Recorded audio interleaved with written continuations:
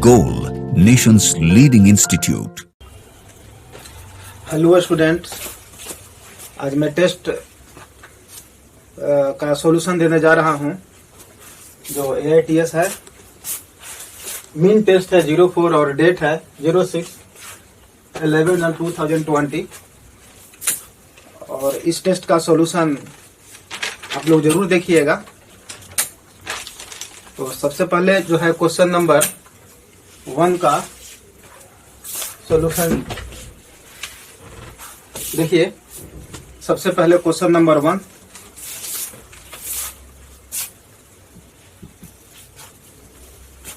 The refractive index of glass and liquid with respect to air are. Refractive index glass का है 3/2 और liquid का है 5/4। Refractive index glass का दिया हुआ है और लिक्विड का दिया हुआ है। तो कहता है कि then refractive index of glass with respect to liquid. पूछता है refractive index of glass with respect to liquid. तो लिक्विड के रिफ्रैक्टिव इंडेक्स से डिवाइड कर देंगे। तो ये ग्लास का हो जाएगा 3/2 और ये 5/4। ये जो है इसका आंसर हो जाएगा 3/2 इंटू में 5 इंटू 4। ये 2 से कैंसिल हो जाएगा तो 6/5, यानी इसका आंसर जो हो जाएगा 3 नंबर। इसका आंसर जो है 3 नंबर हो जाएगा। नेक्स्ट है सेकेंड।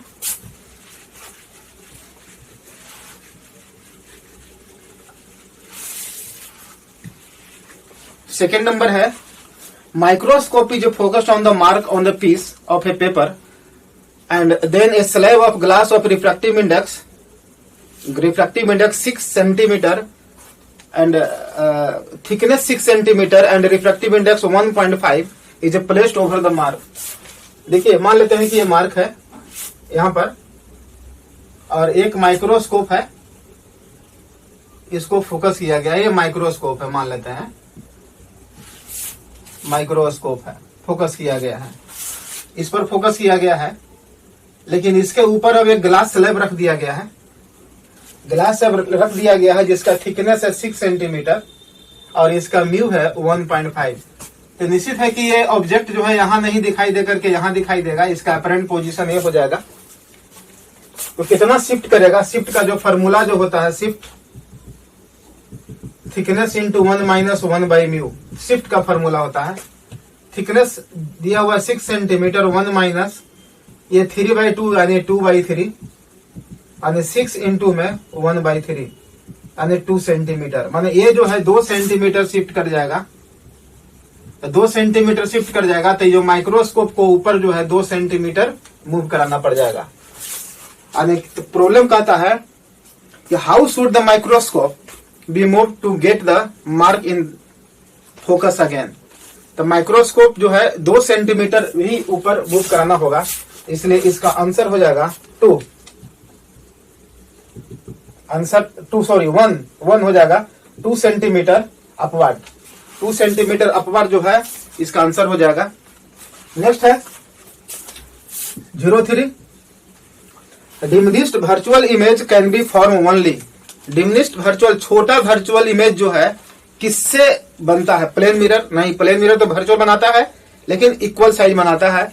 कनकेव मिरर तो वर्चुअल इमेज भी बनाता है लेकिन बड़ा बनता है, डिमिनिश्ड नहीं होता है। कन्वेक्स मिरर, हाँ यही आंसर सही है, ऑप्शन यही सही है। और थर्ड का ऑप्शन जो हो जाएगा, ये थ्योरेटिकल क्वेश्चन था इसलिए थर्ड का आंसर ही 3 होगा। एक कन्वेक्स मिरर ऑलवेज डिमिनिश्ड बनाता है और वर्चुअल इमेज बनाता है रियल ऑब्जेक्ट का। ओके, नेक्स्ट है 04, 2 plane mirrors incline to each other at an angle 40 degree. 2 plane mirror के बीच का एंगल है 40 डिग्री, यानी 2 प्लेन मिरर है, 2 प्लेन मिरर के बीच का एंगल है 40 डिग्री। और कहते हैं कि what is number of image form. Number of image form होता है 360/40। देख लेते हैं कितना आता है। ये हो जाएगा 9 9 ऑड नंबर है, इसलिए नंबर ऑफ इमेज जो है यही के ही रहेगा। जब ऑड नंबर आ जाएगा तो नंबर ऑफ इमेज यही रहेगा, इसलिए आंसर जो हो जाएगा इसका 2। आंसर जो 2। नेक्स्ट है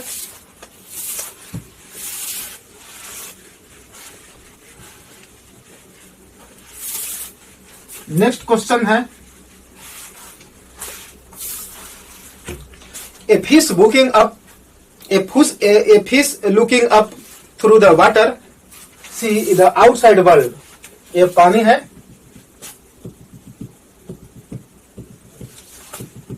और यहां पर फिश है, ऊपर देखता है तो इसका सर्कुलर एरिया दिखाई देगा, क्योंकि यहां से लाइट जाएगा ऐसे और एक क्रिटिकल एंगल के बाद इधर 90 डिग्री पर चला जाएगा, और क्रिटिकल एंगल के बाद ये साइड रिफ्लेक्शन हो जाएगा।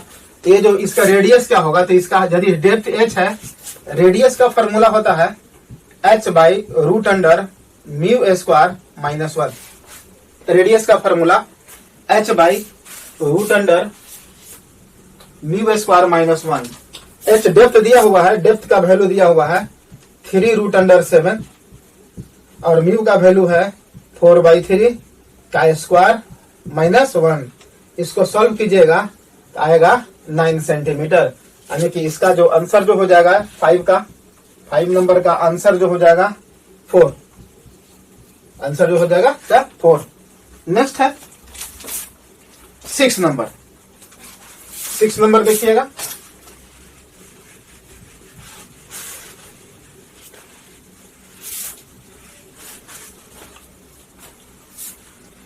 A spherical surface of radius of curvature are separate air, जिसका रिफ्रैक्टिव इंडेक्स 1 है, from glass, refractive index 1.5।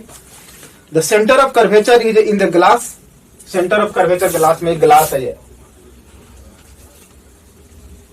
Glass है। फिगर भी दिया हुआ है, फिगर भी दिया हुआ है। इसका रेडियस है यार, और एक ऑब्जेक्ट को यहां रख दिया गया है, तो इसका इमेज यहां बनता है। इमेज दिया हुआ है। इस ग्लास का रिफ्रैक्टिव इंडेक्स म्यू दिया हुआ है 3/2, और इधर एयर है। एयर का तो म्यू जानते ही है कि 1 होता है। म्यू यानी रिफ्रैक्टिव इंडेक्स एयर का 1 होता है। A point object P placed in air is found to have a real image कीव इन द ग्लास। ये P है यहां पर, और ये रियल इमेज ग्लास इमेज यहां बनाता है। ग्लास के अंदर रियल इमेज है, क्योंकि यहां पर नॉर्मल है, ये तो सीधे नहीं जा करके नॉर्मल की ओर मुड़ जाएगा, तो सेंटर अंदर बनाएगा। द लाइन PQ, यहां पर Q है, ये वाला सॉरी Q है, और ये फिगर दिया हुआ है AC है, और ये डिस्टेंस R है, रेडियस है, और ये डिस्टेंस PQ हो गया। इसको O कह दिया है, तो ये डिस्टेंस OP, और ये हो गया OQ। प्रॉब्लम में कहता है कि 2PO बराबर OQ, तो PO बराबर x मानते हैं, तो इसको कितना मान लेंगे 2x। तो सबसे पहले रिफ्रैक्शन इस कर्व सरफेस से देखेंगे, refraction by first curve surface. तो ये हो गया ऑब्जेक्ट डिस्टेंस, और ये हो जाएगा इमेज डिस्टेंस। फॉर्मूला होता है μ2/v minus μ1/u, μ2 minus μ1/r। अब इसमें साइन कन्वेंशन लेते हैं। μ2 कौन हो जाएगा, μ2 हो जाएगा ये वाला, ये 3/2, और v के जो हो गया 2x, माइनस u के जगह हो जाएगा μ1 हो जाएगा, और u के जगह हो जाएगा -x। ये साइड है, इसको ओरिजिन मानते हैं, तो ये साइड साइन कन्वेंशन लेंगे, तो ये हो जाएगा negative. 3/2 -1 by radius of curvature इधर है, तो प्लस है। इसको सॉल्व कर लीजिएगा, और x का वैल्यू निकालिएगा, तो 3.5 आ जाएगा। ओके, x का वैल्यू निकालिएगा तो 3.5 आ जाएगा। इसका आंसर जो है 1। नेक्स्ट है 7 number. Match the following column 1 and column 2। Match करने के लिए कहता है, मैच कीजिए। पहला है कि सिंपल माइक्रोस्कोप, दूसरा है magnifying lens is located such that image is eight the near point. और तीसरा है the object near the focal point of the lens the image is far of but closure then infinity. तो पहला जो है ए का फिगर जो दिया हुआ है ग्राफ में, कहता है कि the magnifying lens is located such that image at the near point. तो देखिए नियर पॉइंट पर इमेज जो है किसमें बन रहा है, तो ऑप्शन माने 2 में बन रहा है। तो निश्चित है कि ए का हो जाएगा 2, ए का हो जाएगा 2। बी का देख लीजिएगा, बी का कहता है कि the angle sustained by the object is the same as that of at the near point. ये तो सही है क्योंकि ऑब्जेक्ट जो है नियर पॉइंट पर भी है, तो आंसर इसका हो जाएगा 3, बी का हो जाएगा 3। कहता है angle the object near the focal point of the lens the image is far, C point है फार। तो इसका जो है आंसर जो है फार पॉइंट पर कौन है, फर्स्ट में है। फर्स्ट में देखिए कि फाइनल इमेज कहाँ है, इंफिनिटी पर है, तो क्या कहेंगे near the far point, infinity पर है तो हम लोग उसको कहते हैं नियर द फार पॉइंट। तो इसका ऑप्शन जो हो जाएगा, आंसर जो हो जाएगा, इसका आंसर जो है 4 हो जाएगा। 8 नंबर देखिए, secondary rainbow is fainter than primary rainbow. ये तो सही बात है कि सेकेंडरी रेनबो का इंटेंसिटी थोड़ा कम होता है प्राइमरी रेनबो के रेस्पेक्ट में। इसका रीजन क्या है, secondary rainbow formation is 4 step, 4 steps तो होता ही है process, and hence the intensity of the light is reduced at the second reflection inside the rain drops. Correct है, और करेक्ट इसका एक्सप्लेनेशन भी है, क्योंकि यही कारण है कि इसका इंटेंसिटी 4 स्टेप का मतलब होता है कि सेकेंडरी रेनबो में 2 रिफ्लेक्शन, टोटल इंटरनल रिफ्लेक्शन 2 होता है और 2 रिफ्रैक्शन होता है। तो इस केस में हम लोग कहेंगे कि बार बार रिफ्लेक्शन और रिफ्रैक्शन होगा तो इंटेंसिटी लाइट का कम जाता है। तो इस स्थिति में आंसर जो है, ऑप्शन जो है 1 होगा इसका सही, इसका 1 सही होगा क्योंकि बोथ असर्शन और रीजन करेक्ट है, और रीजन इज करेक्ट एक्सप्लेनेशन है इसका असर्शन का, इसलिए इसका आंसर जो है 1 होगा। नेक्स्ट है 9 नंबर,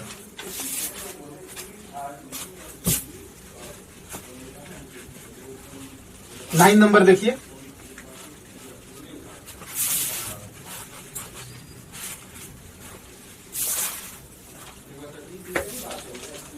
9 नंबर कहता है critical angle of light while passing from glass to air is minimum for violet colour. Critical angle जो है 9 नंबर देख लीजिए, 9 का स्टेटमेंट 1, 9 का स्टेटमेंट 1 कहता है कि critical angle for light while passing from glass to air is a minimum for violet colour. Critical angle का फॉर्मूला क्या होता है, साइन सी इजिकल टू 1/μ, और म्यू जो है इनवर्सली प्रोपोर्शनल वेवलेंथ का होता है, म्यू इनवर्सली प्रोपोर्शनल। तो कहता है कि वायलेट का वेवलेंथ सबसे कम होता है, यहां पर लिख सकते हैं इनवर्सली प्रोपोर्शनल, तो साइन सी डायरेक्टली प्रोपोर्शनल किसका हो गया, वेवलेंथ का हो गया। ऐसे सोचेंगे तो वेवलेंथ का हो गया, वेवलेंथ का सबसे कम वेवलेंथ वायलेट का होता है, तो सी क्रिटिकल एंगल मिनिमम होगा। ये तो सही है, पहला स्टेटमेंट सही है। सेकेंड स्टेटमेंट कहता है the wavelength of violet light is greater than light of other colours. Other colours थोड़ी होगा, रेड कलर से थोड़ी वेवलेंथ ज्यादा होगा, क्योंकि रेड कलर सबसे ज्यादा वेवलेंथ है विजिबल लाइट में, इसलिए ये ऑप्शन जो है स्टेटमेंट जो सेकेंड जो है ये गलत है। तो हम लोग कह सकते हैं कि statement 1 is correct and statement second is incorrect, यानी कि इसका आंसर जो है 3 होगा। 10 number, the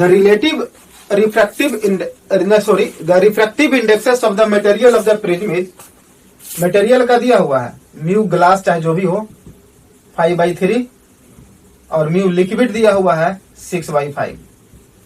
what will be the value of theta for following refraction, theta का वैल्यू पूछता है। फिगर देखिए, ऐसा अपना प्रॉब्लम है हर जगह, कोई नया प्रॉब्लम नहीं है। ये एंगल थीटा है। देखिए जब लाइट यहां से जाएगा नॉर्मल इंसिडेंस होगा तो सीधे पास कर जाएगा और कहता है कि इसी मीडियम में रिटर्न हो जाए। तो इसी मीडियम में रिटर्न होने के लिए ये जो क्रिटिकल एंगल, ये जो एंगल जो होना चाहिए आई, तो आई बड़ा होना चाहिए सी से, तब तो इंटरनल रिफ्लेक्शन होगा। और ये 90 डिग्री है तो आई बराबर थीटा होगा, क्योंकि ये थीटा है, 90 डिग्री माइनस थीटा होगा तो ये थीटा होगा, यानी कि थीटा बड़ा होना चाहिए क्रिटिकल एंगल से। दोनों साइड लगा देते हैं, sine theta greater than sine C, और साइन सी बराबर हो गया 1/μ glass with respect to water, यानी लिक्विड, यानी कि mu liquid by mu glass. यानी कह सकते हैं कि साइन थीटा बड़ा होना चाहिए म्यू ग्लास, म्यू लिक्विड कितना दिया हुआ है 6/5 और ये है 3/5, ये आ जाएगा 18 यानी कि साइन थीटा जो है बड़ा होना चाहिए 18/25। बड़ा या बराबर पर भी चलेगा, बराबर पर भी चलेगा। तो नेक्स्ट है इसका, इसलिए इसका आंसर जो हो जाएगा 2, आंसर जो है इसका 2 हो जाएगा। ओके, नेक्स्ट है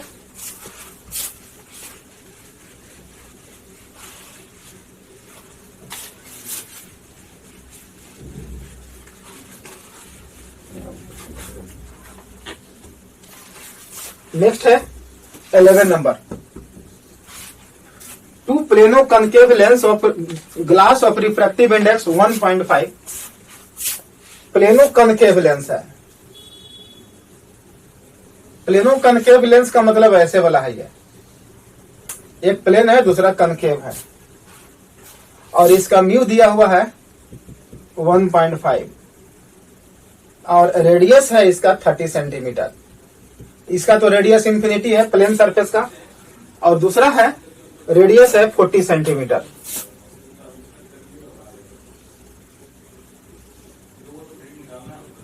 ये 40 सेंटीमीटर है।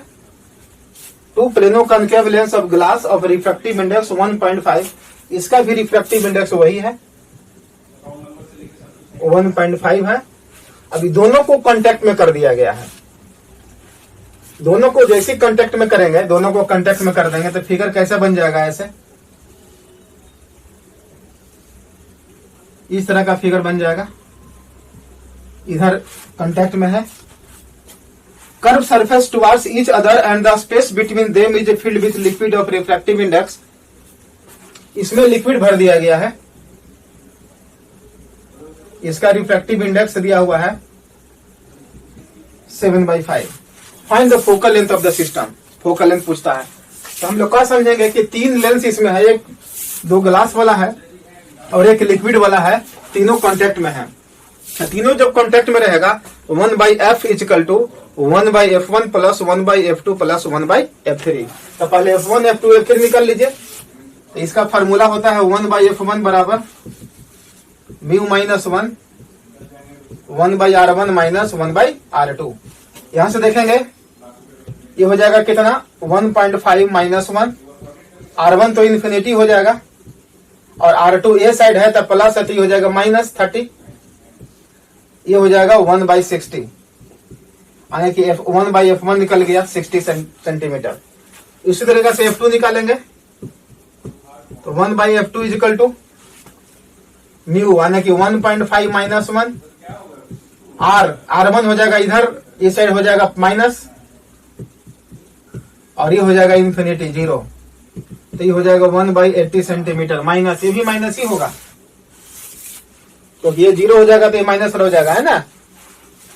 अब ये लिक्विड वाला देख लेते हैं, इसका फोकल लेंथ लिक्विड का 1/f लिक्विड तो हो जाएगा mu minus 1 1/r1 minus 1/r2, ये हो जाएगा 7/5 माइनस 1। r1 होगा इस सरफेस, तो इस सरफेस कौन है 30 सेंटीमीटर, इस साइड है, इस साइड है तो ये प्लस होगा, और माइनस ये वाला इस साइड है, इधर वाला हो जाएगा माइनस, तो माइनस माइनस है प्लस, यहां से एफएल भी निकल जाएगा, निकाल लीजिएगा। अब तीनों कॉन्टेक्ट में है तो 1/f is equal to 1/f1 plus 1/f2 आप प्लस लिक्विड वाला इसको सॉल्व कर लीजिएगा तो f यदि निकालते हैं तो आ जाना चाहिए आंसर 171.43। ये आपका ऑप्शन हुआ और इसका आंसर हो जाएगा 4। ये तीनों निकाल लीजिए, इस दो निकाल दिए हैं, इसको कैलकुलेट कर लीजिएगा और इसमें डाल दीजिएगा, f का वैल्यू निकल जाएगा। ओके, नेक्स्ट है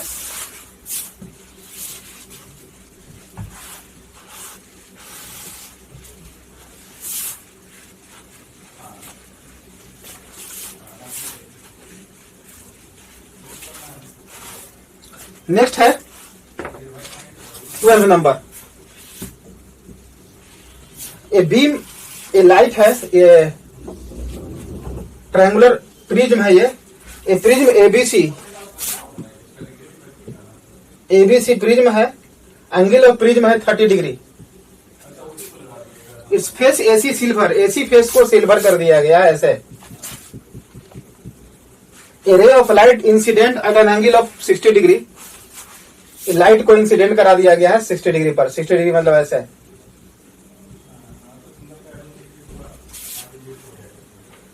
eight face A B retrace its path, कहता है कि यहां से जाएगा तो फिर इसी पाथ पर रिटर्न हो जाता है। ये 60 डिग्री ये मान लेते हैं और यहां से जाएगा तो इसी पाथ पर रिटर्न हो जाता है। रिट्रेस का मतलब ये हो गया। तो इसी पाथ पर कोई भी रे रिट्रेस तभी होगा जब वो नॉर्मल इंसिडेंस होगा, यानी जो सरफेस पर, जो अदर सरफेस पर जो इंसिडेंट होगा नॉर्मल, यानी ये एंगल हो जाएगा 90 डिग्री। 90 डिग्री या 30 डिग्री है तो ये हो जाएगा 60 डिग्री और ये हो जाएगा 30 डिग्री। तो यहां स्नेल्स लगा सकते हैं 1 इंटू में साइन 60 बराबर मीव इंटू में साइन 30, यानी कि √3/2 बराबर मीव इंटू में 1/2। इसलिए 2 से 2 कैंसिल हो जाएगा तो म्यू का वैल्यू आ जाएगा √3, और √3 किसमें है? ऑप्शन 1 करेक्ट है। इसका आंसर हो जाएगा 1। ओके, नेक्स्ट है a thin prism P1 with angle 5 degree. A thin prism P1 with angle 5 degree with and made from glass of refractive index, कहता है कि एक प्रिज्म है एंगल A1 13, यह है 5 डिग्री और इसका μ1 दिया हुआ है 1.56। इज कंबाइंड विथ अंदर prism P2 made of glass of refractive index. दूसरा प्रिज्म है A2 नहीं पता, लेकिन μ2 पता है, μ2 है 1.70। Is produce dispersion without deviation. Dispersion without deviation का मतलब हुआ,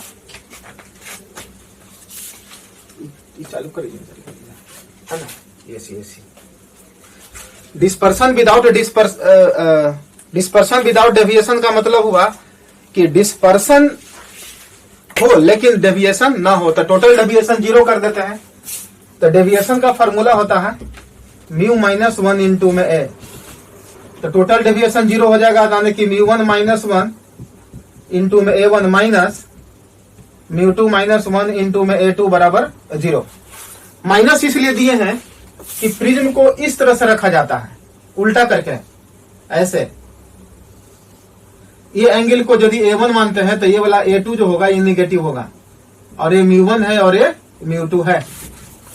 एक एंगल जो होता है प्रिज्म का नीचे की ओर होता है, तो नीचे की ओर जब होता है तो उसको निगेटिव। यहां से सॉल्व कर लेंगे तो μ1 - 1 इंटू में a1 इजकल टू μ2 - 1 इंटू में a2। यहां से a2 निकल जाएगा, सॉल्व कर लीजिएगा, हो जाएगा। μ1 μ2 दिया हुआ है, यहां से μ1 दिया हुआ है, μ2 दिया हुआ है, सब दिया हुआ है, और a भी दिया हुआ है 5 डिग्री। इसको सॉल्व करने के बाद आ जाएगा 4 डिग्री, a2 निकल जाएगा यहां से। Okay,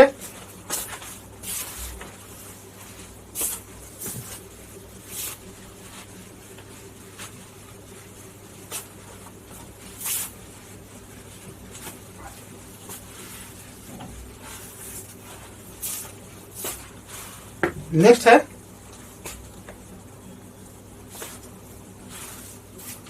14 number.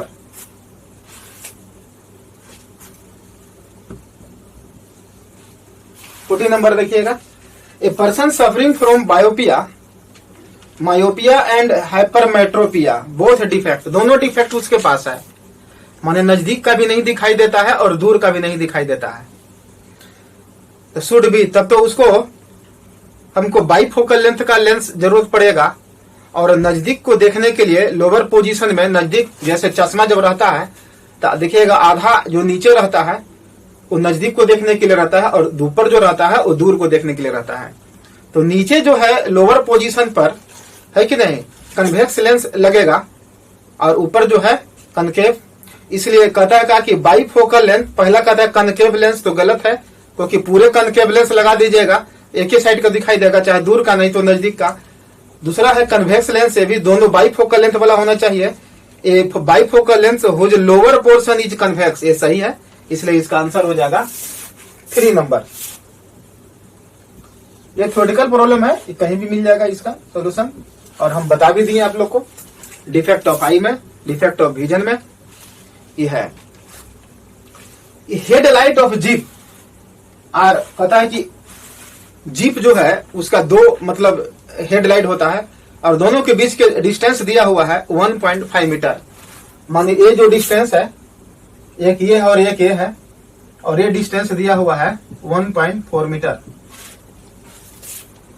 If the pupil of the eye of the observer has a diameter 2.5 centimetre, eye आंख का पुपिल मतलब आंख का जो माने लेंस जो है उसका डायमीटर दिया हुआ है। लाइट ऑफ वेवलेंथ जो लाइट यूज करते हैं यह 5896 एंगस्ट्रॉम प्रॉब्लम यूज कर रहा है। Use what is the minimum, what should be the maximum distance of the jeep from the observer. Observer यहाँ है, मान लेते हैं कि आंख यहाँ है।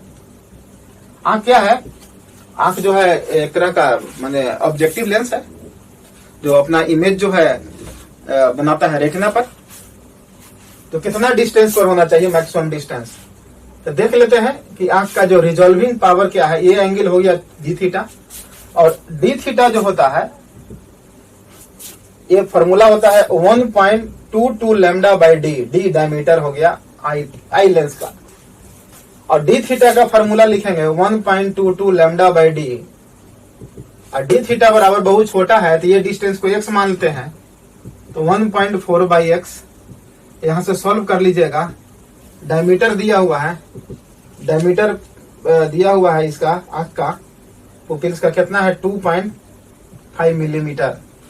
इसमें सॉल्व कर लीजिएगा तो x बराबर हो जाएगा d इंटू में 1.4 बाई 1.22 इंटू में लैम्डा। d का वैल्यू है, इसको सब रख दीजिएगा। d का वैल्यू दिया हुआ है, ये मीटर में रखे हैं तो ये भी मीटर में रखना पड़ेगा। 10 टू दी पावर -3 मीटर 1.4 अब भाई 1.22 5896 एंगस्ट्रम है, तो इसको 10 टू दी पावर -10 मीटर, तो ये आ जाएगा इतना मीटर में आ जाएगा। इसको सॉल्व कर लीजिएगा तो आंसर आ जाएगा 2। इसको सॉल्व कीजिएगा तो आंसर आ जाएगा 2, माने कि x बराबर आ जाएगा 4.87 किलोमीटर। ओके, नेक्स्ट है 16 number. In A compound microscope it's intermediate images. देखिए कंपाउंड माइक्रोस्कोप आप पढ़े होंगे, तो कंपाउंड माइक्रोस्कोप में जो इंटरमीडिएट जो इमेज बनता है, यानी कि ऑब्जेक्टिव के द्वारा जो इमेज बनता है, और वो इमेज जो है आई लेंस के लिए ऑब्जेक्ट का काम करता है, तो वो जो इंटरमीडिएट इमेज जो है वह रियल बनता है और उल्टा बनता है और मैग्नीफाइड बनता है। मतलब बड़ा बनता है, बड़ा बनता है, और बड़ा तो बनता ही है और लेकिन उल्टा बनता है और रियल बनता है। इसलिए इसका आंसर जो होगा 3, आंसर जो है 3 यानी real, inverted and magnified. Next है 17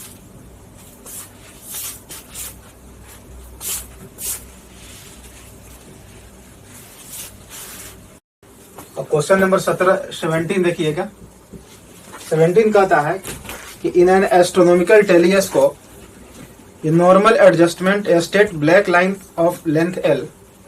नॉर्मल एडजस्टमेंट है तो नॉर्मल एडजस्टमेंट के लिए हम लोग जानते हैं कि फाइनल इमेज इन्फिनिटी पर आता है और एफओ प्लस एफई इसका लेंथ होता है और इसका एफओ है, इसका एफई। तो ये एक ब्लैक लाइन यहाँ पर दिया हुआ है कि एक ब्लैक लाइन यहाँ पर है और इसका इमेज जो बनता है, लेंथ ऑफ इमेज कहता है कि 3/4L है।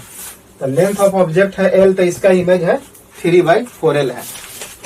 तो ऑब्जेक्ट डिस्टेंस क्या होगा इसकी यदि हम बात करते हैं तो दैट इज ऑब्जेक्ट इस आई लेंस के लिए, तो आई लेंस के लिए इतना ऑब्जेक्ट हो जाएगा, ऑब्जेक्ट डिस्टेंस इतना हो जाएगा। तो इसमें डालेंगे तो 1/v आ जाएगा। तो यहां से v जब आएगा इतना आ गया तो मैग्निफिकेशन का फॉर्मूला होता है v/u। v/u होता है तो v का वैल्यू यहां से रख दिए और u का वैल्यू यहां से रख दिए तो इतना आ गया, कट करके fe/fo आ गया। अब fe/fo जब आ गया, अब हम लोग जानते हैं एक्चुअली में क्या होता है कि टेलीस्कोप जब फाइनल इमेज इन्फिनिटी पे बनता है और नॉर्मल एडजस्टमेंट के लिए FO/FE होता है और FO/FE हो जाएगा size of image by size of object. तो साइज ऑफ इमेज दिया हुआ है 3/4L और ये दिया हुआ L, तो उल्टा करेंगे तो हो जाएगा 3/4। इसलिए इसका जो मैग्निफिकेशन आ जाएगा 3/4 ये हो जाएगा। ये 3/4 है, इसको उल्टा कर दीजिए, इसको उल्टा कर दीजिए तो मैग्निफिकेशन है FO/FE, तो FO/FE हो जाएगा 4/3। यहां से आ गया, ये यहां से देख लीजिए इसका मैग्निफिकेशन कितना आ गया 4/3। ओके, नेक्स्ट है 18 number.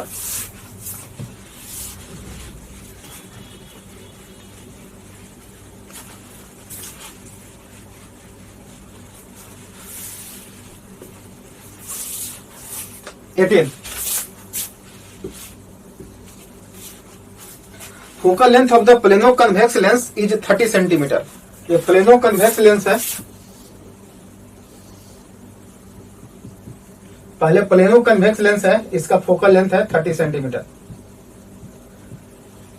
30 centimetre. A small object is placed at a distance a as shown in the figure। तो 30 सेंटीमीटर है इसका, तो पावर हो जाएगा 100/30 डायोप्टर, ये पावर हो जाएगा इसका। अब एक सिल्वर इसको कर दिए हैं, सिल्वर कर देंगे और एक कहीं पर ऑब्जेक्ट को रखिए, यहीं रख दीजिए। एक ऑब्जेक्ट को रख दिया गया है यहां पर 30 सेंटीमीटर पर, 30 सेंटीमीटर पर एक ऑब्जेक्ट को रख दिए हैं। तो सबसे पहले जब सिल्वर कर दिया गया है तो इक्विवेलेंट जो होगा ये मिरर हो जाता है कनकेव मिरर। तो उसका पहले फोकल लेंथ निकालना पड़ेगा। तो हम लोग क्या एज्यूम करते हैं कि पी सिस्टम का माने मिरर का होगा 2PL प्लस PM ए वाला मिरर। ये तो हो गया प्लेन मिरर इस साइड में। प्लेन मिरर का पावर होता है 0, होता हो जाएगा 2PL। 2PL का मतलब हो गया, इसको सॉल्व करिएगा तो 20/3 हो जाएगा। तो इसलिए F सिस्टम का आ गया 1/PM माइनस यानी कि 3/20 मीटर हो जाएगा। तो सेंटीमीटर में आ जाएगा 3/20 या इंटू में 100, 15 सेंटीमीटर आया। माने ये जो है यह बिहेव करेगा कनकेव मिरर जैसा। कैसा बिहेव करेगा? कनकेव मिरर जैसा। आज इसका फोकल लेंथ जो उस मिरर का हो जाएगा 15 सेंटीमीटर और ऑब्जेक्ट को रखा गया है 30 सेंटीमीटर पर। तो सोचिए कि कनकेव मिरर में फोकल लेंथ यदि 50 सेंटीमीटर है और 30 सेंटीमीटर पर ऑब्जेक्ट को रख दीजिएगा तो सेंटर ऑफ कर्वेचर पर होगा। तो इमेज कहां बन जाएगा? सेंटर ऑफ कर्वेचर पर बन जाएगा और उल्टा बन जाएगा। तो आंसर हो जाएगा सेंटर ऑफ कर्वेचर कितना हो जाएगा? 30 सेंटीमीटर पर है ये, क्योंकि फोकल लेंथ है यहां पर है तो ये इमेज बना देगा यहीं पर, उल्टा बना देगा। तो हम लोग क्या कहेंगे कि फाइनल इमेज 30 सेंटीमीटर पर होगा और लेफ्ट ऑफ द लेंस होगा। ओके, इसलिए आंसर हो जाएगा इसका, आंसर हो जाएगा 4, ऑप्शन सही रहेगा। 19 नंबर देखिएगा।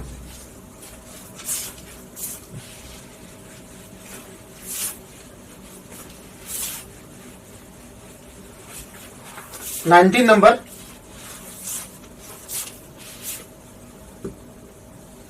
देखिए 19 नंबर कहता है कि for the I cornea of I provide a converging power of 30 dioptre and least converging power of the eye lens behind the cornea is 10 centimetre, 10 dioptre है। पहला है 30 डायोप्टर और दूसरा है 10। यूजिंग द इंफॉर्मेशन, तो टोटल पावर कितना हो गया, दोनों कॉन्टेक्ट में रहता है, तो 30 डायोप्टर और प्लस 10 डायोप्टर, तो हो जाएगा टोटल पावर हो गया 40 डायोप्टर। तो distance between the retina and the eye lens can the estimate, information के लिए तो डिस्टेंस पूछता है।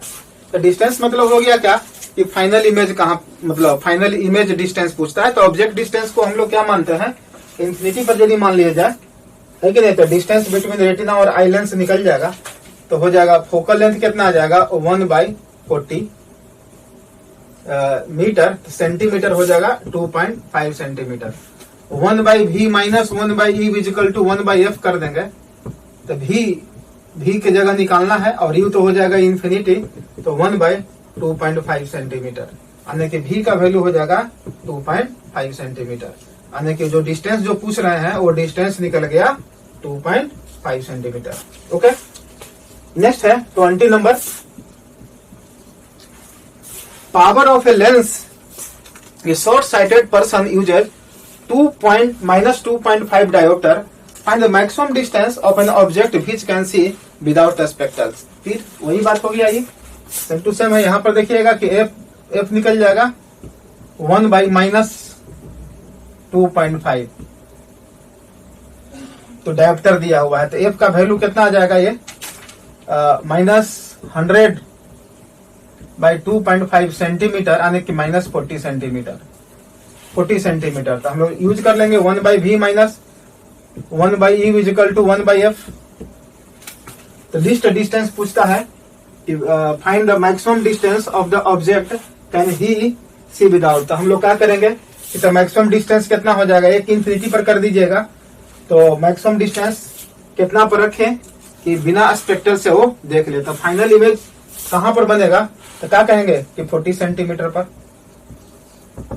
ठीक है, 40 सेंटीमीटर पर ही आंसर इसका आ जाएगा। तो आंसर इसमें कितना हो जाएगा, आंसर हो जाएगा 40 सेंटीमीटर और आंसर हो जाएगा इसका 3।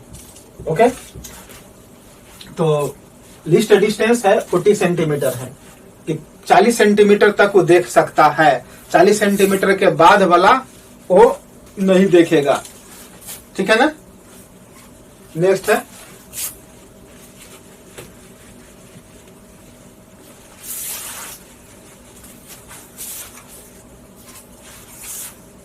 उसके बाद है 22। Wave front in a locus of all points where the particles of the medium vibrate in the same phase। Same क्या होगा, तो सेम फेज होता है, सेम फेज में रहता है वेव फ्रंट। यदि है वेव फ्रंट का डिफिनेशन है कि मीडियम का वह सरफेस जहां पर का उस सरफेस पर का ऑल पार्टिकल्स जो वाइब्रेट करता है सेम फेज में, तो इसलिए इसका आंसर जो हो जाएगा फर्स्ट।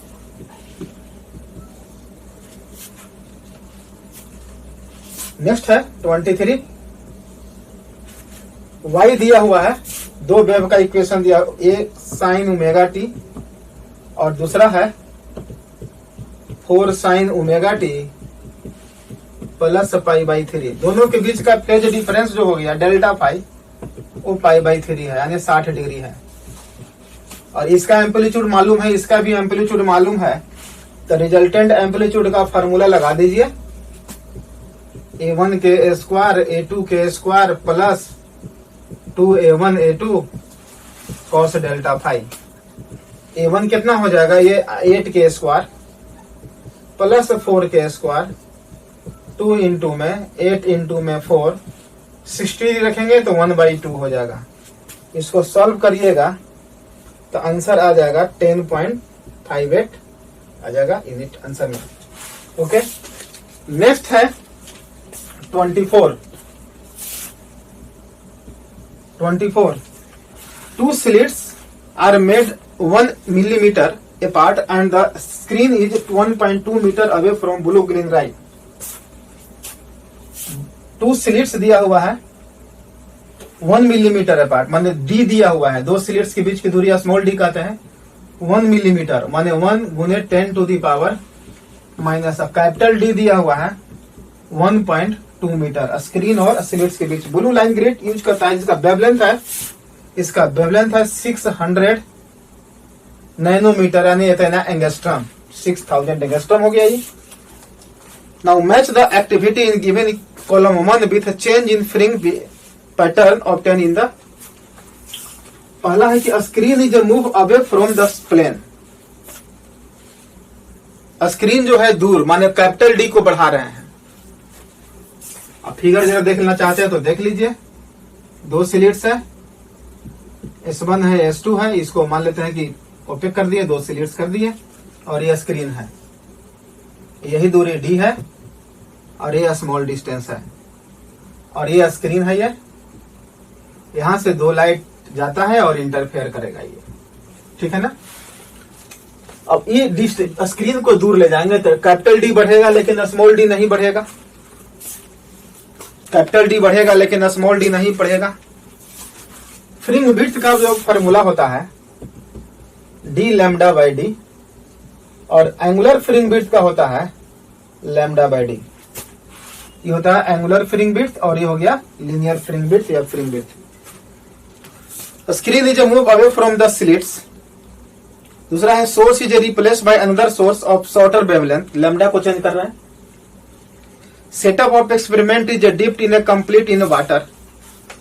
पानी में यदि डाल दीजिएगा तो लैम्डा बदलता है, लैम्डा बदलने के कारण बीटा बदल जाएगा, और बीटा भी बदलेगा तो थीटा भी बदलेगा, क्योंकि लैम्डा बदलता है। पानी में डाल दीजिएगा पूरा सेटअप को तो वेवलेंथ जो है म्यू टाइम्स कम जाता है। ओके, तो ऑप्शन देखिएगा। पहला का जो ए का जो ऑप्शन जो है, पहला का जो ए का जो ऑप्शन जो है, पहला का ए का जो ऑप्शन जो दिया हुआ है, screen is move away from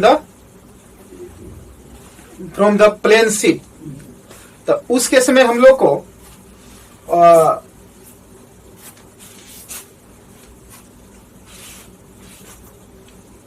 capital D को यदि बढ़ावेंगे तो ए बीटा जो है बढ़ जाएगा लेकिन थीटा नहीं बढ़ेगा। बीटा बढ़ जाएगा लेकिन थीटा जो है नहीं बढ़ेगा। तो ऑप्शन जो हो जाएगा इसका पहला का सेकंड हो जाएगा, angular separation of फ्रिंग remains constant, second हो जाएगा। तो पहला का सेकंड है 3 और 4 में।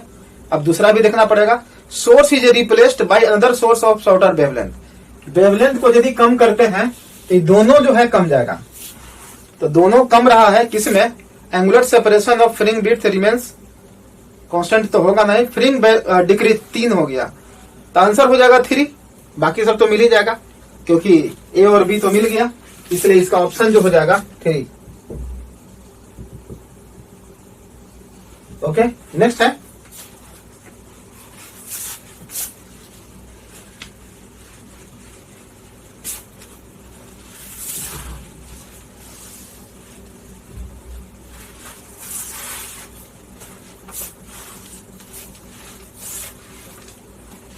(25). In young double slit experiment, when light of wavelength 6000 angstrom is used, lambda 1 जो है 6000 दिया हुआ है angstrom, then 80 fringes are screen in the field, N1 है 80 फ्रिंग्स। जब लाइट को लैम्डा 4000 एंगस्ट्रम यदि हम लोग यूज करते हैं तब कितना फ्रिंग्स बनेगा उस स्क्रीन पर, माने उतना ही डिस्टेंस में, माने गिवन डिस्टेंस में स्क्रीन का। इस केस में पहला केस में इतना यूज करने के बाद 80 फ्रिंग्स, 4000 जब एंगस्ट्रम यूज करते हैं तो कितना फ्रिंग्स बनेगा, तो उस केस में हम लोग लिख सकते हैं कि n1 lambda 1 is equal to n2 lambda 2, क्योंकि बीटा का जो फॉर्मूला होता है d लैम्डा बाय डी, या सेंट्रल से मैं कितना दूरी पर बनेगा तो nd लैम्डा बाय डी, ये डिस्टेंस तो वही उतना ही डिस्टेंस पे बनाना है और ये कांस्टेंट है, तो हम लोग क्या लिखेंगे n इंटू में लैम्डा बराबर कांस्टेंट, तो हम लोग लिख सकते हैं यहां से इसका यूज कर सकते हैं। अब इसको सॉल्व कर लीजिएगा, n1 की जगह 80 और n2 और एक की जगह 4000, यहां से कैंसिल हो जाएगा, ये यहां से n2 निकालिएगा तो कितना आ जाएगा,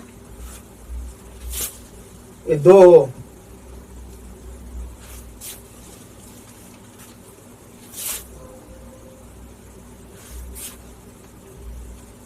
कितना नंबर है, ये 25 है, तो 25 में n2 निकालिएगा तो आ जाएगा 120, ये आ जाएगा सेकेंड ऑप्शन,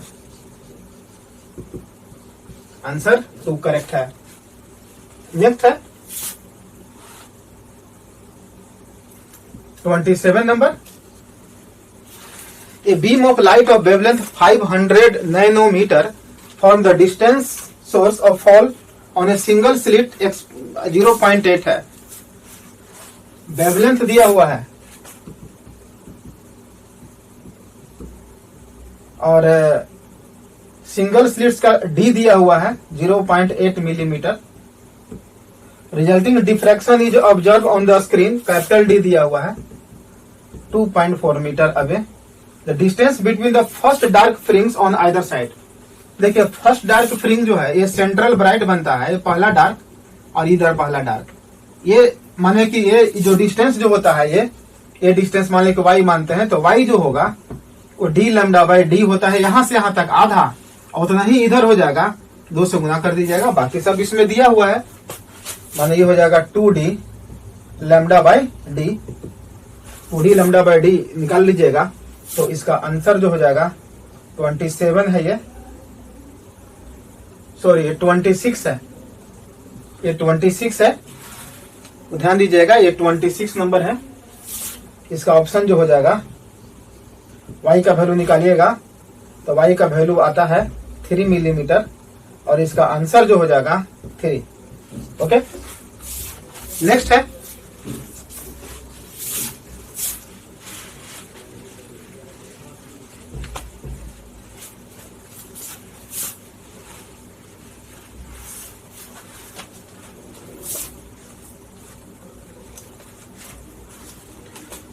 है 27, the maximum intensity in Young's double slit experiment is I0, maximum intensity I0 है, तो जरा सोचिए कि मैक्सिमम इंटेंसिटी I0 है और मैक्सिमम इंटेंसिटी होता है YDSC में एक वेव के इंटेंसिटी के 4 टाइम्स, यानी 4I बराबर I0 है, distance between the slit is D, figure देख लीजिए 27, आई मैक्स का जो फॉर्मूला होता है वो 4 इंटू में आई होता है और ये एक वेव का इंटेंसिटी है, तो आई बराबर हो गया I0 बाई 4। चलिए कोई बात नहीं है, distance between the slits is D, small D दिया हुआ है 5 lambda, wavelength of the light to experiment, monochromatic light used to experiment, what will be the intensity of the light in front of one of the slit on the screen, capital D दिया हुआ है 15D दिया हुआ है capital D। Figure जरा देख लीजिए, इसका फिगर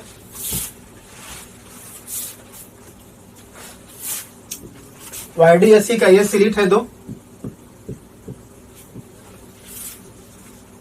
कहता है कि यहां पर बताइए लाइट का इंटेंसिटी, यहां पर तो सेंट्रल ब्राइट होता है, ये डिस्टेंस है, ये टोटल डी है, तो यहां से ये जो दूरी होगा ये कितना होगा d/2।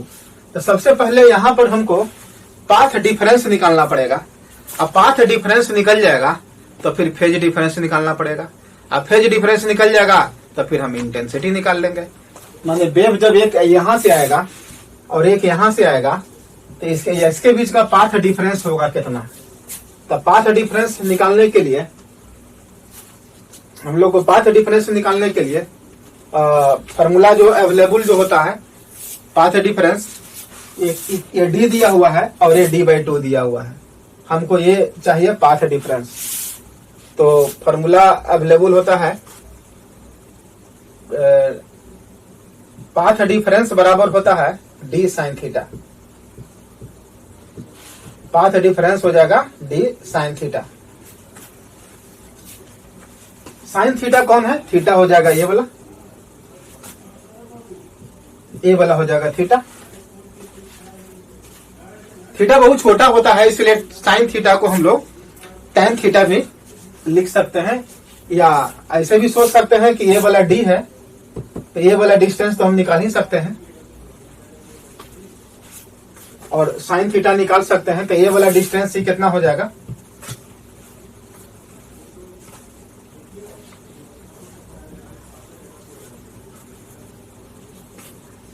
ये वाला डिस्टेंस हो जाएगा √d² प्लस d²/2। ये वाला डिस्टेंस हो जाएगा। और ऐसे भी सोच सकते हैं कि यहाँ पर d/d भी ऐसे भी इसको tan थीटा यदि कर दिया जाए तो कितना आ जाएगा? d इंटू में tan थीटा d/2/d। ऐसे देख लेते हैं क्या आता है जरा। ये हो जाएगा d²/2d। d² कितना आ जाएगा?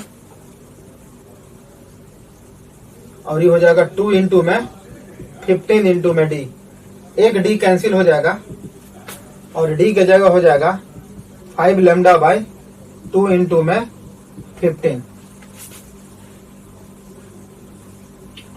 ये हो जाएगा 3, कितना आ जाएगा? λ/6 आ गया यहाँ पर, माने पाथ डिफरेंस जो हो गया λ/6। तो फेज डिफरेंस कितना होगा? इसको निकालने की जरूरत नहीं है। फेज डिफरेंस डेल्टा फाई होता है 2π/λ इंटू पाथ डिफरेंस λ/6। ये कैंसिल हो जाएगा यानी कि π/3। अब π/3 हो गया तो हम लोग अब इंटेंसिटी निकालना है। एक वेव का तो इंटेंसिटी I बराबर दिया हुआ है, दोनों का तो इंटेंसिटी समान ही होता है। तो नेट इंटेंसिटी निकालने के लिए फॉर्मूला लगा देंगे। रिजल्टेंट होता है I1 plus I2 plus 2 √I1 √I2 cos π/3। ये फॉर्मूला होता है I1 का। यहां से I रिजल्टेंट निकालेंगे तो ये हो जाएगा I प्लस 2I। अब cos 60 डिग्री हो गया 1/2। 2 से 2 कैंसिल हो जाएगा 3I। और I के जगह पर है I0/4, तो इसलिए आंसर हो जाएगा 3I0/4। यहाँ पर हम लोग थीटा छोटा था इसलिए tan थीटा यूज कर लिए। ओके, नेक्स्ट है तो इसका आंसर जो हो जाएगा 3I0/4, आने के ऑप्शन जो होगा पहला ऑप्शन सही है, फर्स्ट। ओके, नेक्स्ट है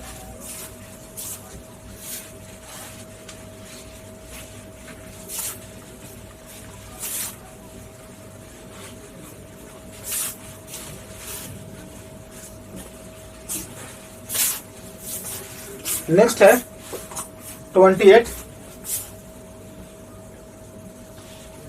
critical angle of a certain medium is sin c। किसी क्रिटिकल एंगल दिया हुआ है 5/7। पोलराइज एंगल क्या होगा? तो क्रिटिकल एंगल होता है 1/μ, यहां से म्यू निकल जाएगा 7/5, यूं निकल गया। पोलराइज एंगल जो होता है critical angle of a certain medium is sine inverse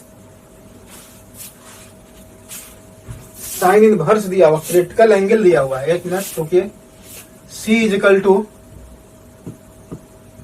sine inverse 5/7, वही है साइन C इजिकल टू 5/7 है। तो हम लोग को निकालना है, ये होता है 1/μ, तो म्यू हो जाएगा 7/5। पोलराइज एंगल होता है tan IP बराबर म्यू, यानी कि 7/5। आईपी पोलराइज एंगल हो गया tan इनवर्स 7/5 माने 4 नंबर सही होगा। ओके, नेक्स्ट है 29। When unpolarized light beam is incident from the one to the glass, n mu दिया हुआ है ग्लास का, अनपोलराइज लाइट है,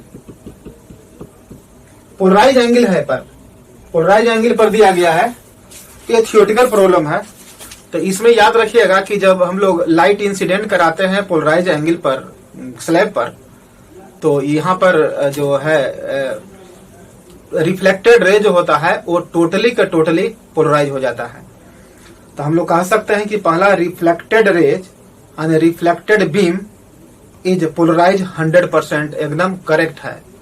लेकिन रिफ्रैक्टेड रे जो होता है वो 100% नहीं पोलराइज होता है, वो पार्शियल पोलराइज होता है। इसलिए ऑप्शन जो है फर्स्ट जो है करेक्ट होगा। ठीक है, नेक्स्ट है 30 नंबर। इसका आंसर जो होगा first number 30 number. What is the correct relation? Correct relation जो है इसमें याद रखिएगा कि a प्लस बी या माइनस बी कुछ भी रहे, a प्लस बी और माइनस बी जो होता है वो हमेशा बड़ा होता है a माइनस बी से।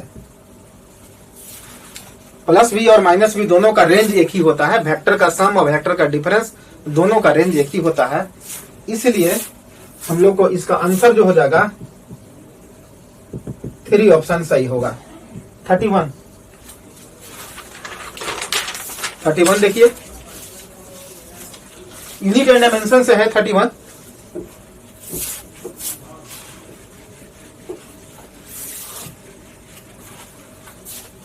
यूनिट एंड डायमेंशन से है।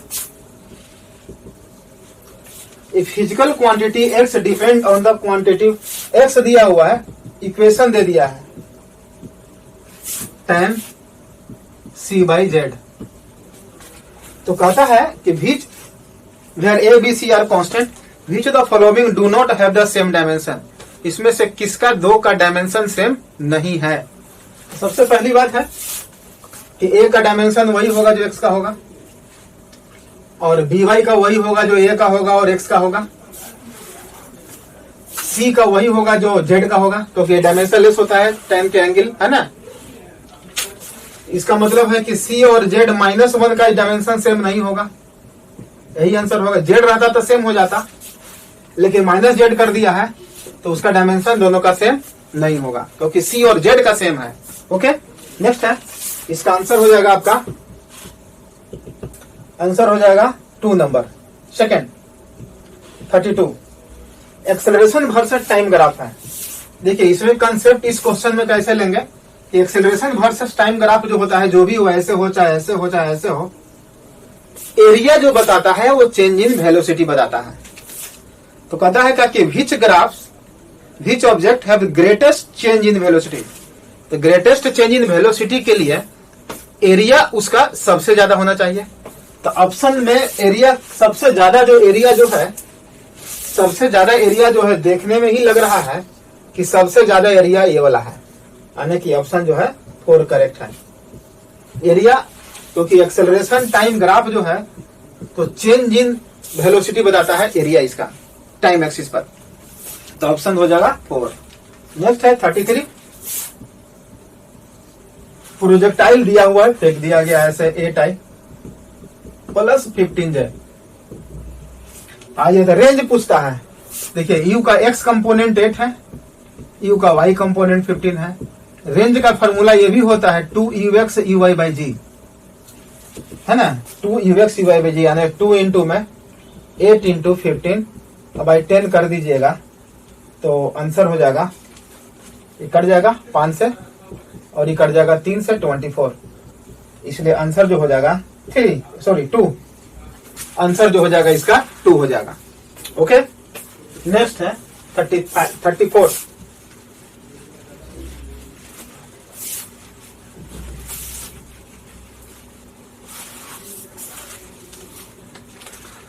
A ball hits a vertical wall horizontally at 6 meter per second and bounce back at 6 meter per second। कहता है एक बॉल जो है 34, ये बॉल गया और बाउंस कर दिया ये जा रहा था 6 मीटर पर सेकंड से और रिटर्न भी हो गया 6 मीटर पर सेकंड से। वेलोसिटी में चेंजिंग हो गया यानी मोमेंटम में चेंज करेगा, मोमेंटम चेंज करेगा तो एक्सेलरेट हुआ होगा।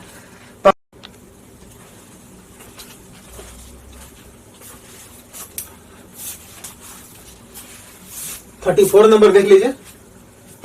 कोई वाल से एक बॉल टकराया 6 मीटर पर सेकंड से, 6 मीटर पर सेकंड से बाउंड कर गया, रिबाउंड कर गया। तो वेलोसिटी में चेंजिंग है लेकिन स्पीड में चेंजिंग नहीं है। अब वेलोसिटी में चेंजिंग होगा तो मोमेंटम चेंज करेगा, अब मोमेंटम चेंज किया होगा तो जरूर फोर्स लगा होगा, एक्सेलरेशन होगा। तो पहला ऑप्शन क्या है? गलत है।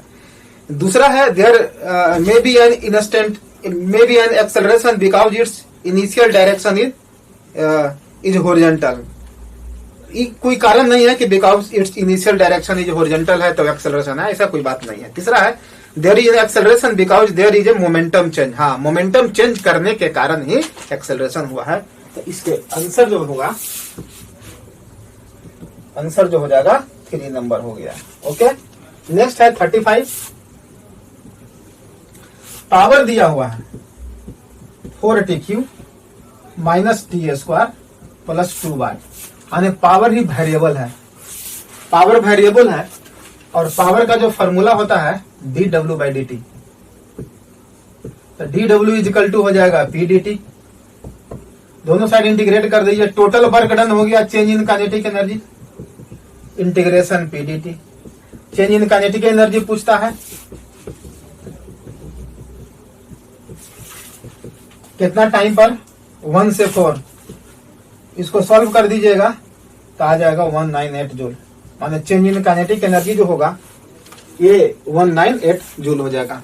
ओके, नेक्स्ट है 37।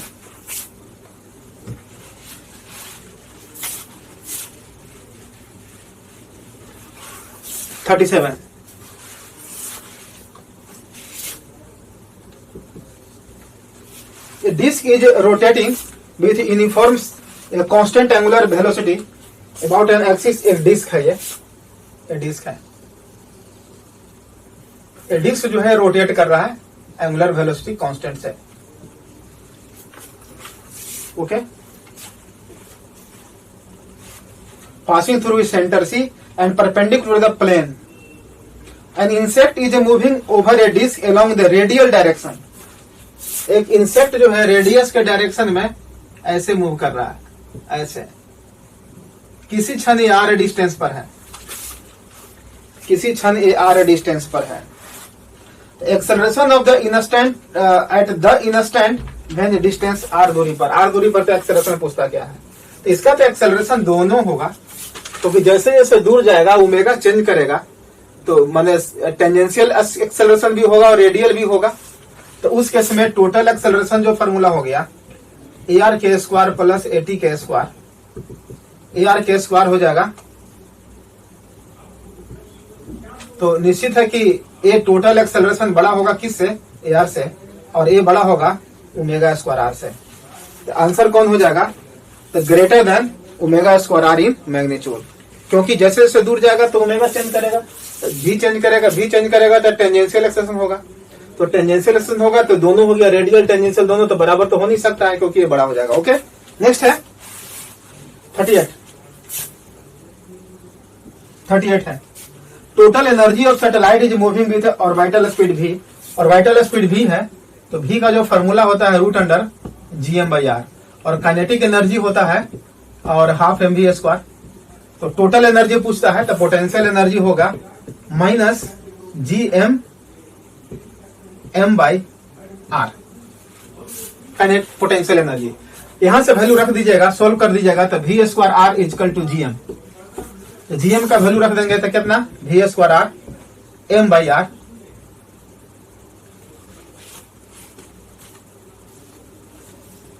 इसको सोल्व करेंगे तो v²r Gm बराबर हो जाएगा v²r।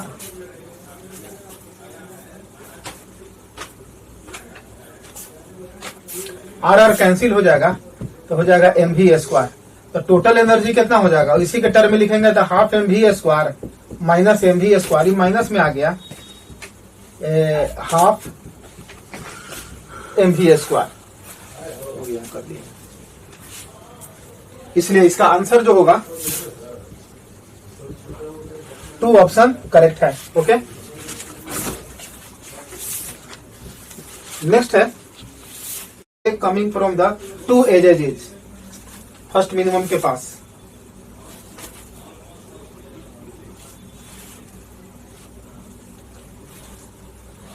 तो याद रखिएगा कि फर्स्ट मिनिमम मतलब डार्क हो गया यहाँ पर।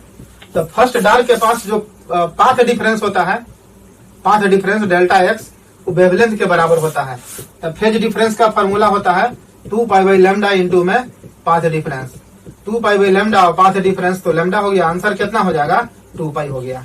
नेक्स्ट है 50 नंबर, लास्ट है 50 नंबर। इसको याद रखना है, पाथ डिफरेंस लैम्डा के बराबर हो जाता है तो आसान हो जाएगा, नहीं तो फिर और लंबा चला जाएगा, है ना। Calcite crystal is placed over a dot on the piece of the paper and rotate. देखिए कैल्साइट क्रिस्टल जो होता है, जो क्रिस्टल जो होता है, और एक डॉट को रख दिया गया इस पर पेपर पर, और एक ऑब्जेक्ट है और ऊपर से देखा गया है, तो इसका 2 इमेज बनता है, मतलब 2 बार रिफ्रैक्शन होता है, 2 अलग अलग रिफ्रैक्शन होता है। एक सीधे जाता है तो यहाँ, और एक इमेज यहाँ बन जाता है। 2 मतलब ऊपर से देखने के बाद 2 दिखाई देता है, एक तो जस्ट ऊपर और एक तिरछा, क्योंकि डबल रिफ्लेक्शन होता है, डबल रिफ्रैक्शन के कारण ऐसा हो जाता है। और इसको जैसे ही घुमाएंगे ऐसे चारों तरफ, तो ये डॉट रेस्ट में दिखाई देगा और ये घूमते रहेगा, ऐसे ऐसे घूमते रहेगा। तो ये एक कैल्साइट क्रिस्टल जो होता है, इसका ये खूबी है। तो इसलिए आंसर क्या हो जाएगा, 1 dot rotating about the other dot. एक डॉट जो है दूसरे डॉट के अबाउट क्या करेगा, रोटेट करेगा, जब हम क्रिस्टल को रोटेट कराएंगे तब। ठीक है, बस 50 क्वेश्चन का सॉल्यूशन आपको दिए। कैसा लगा जरूर कमेंट कीजिएगा। Thank you very much.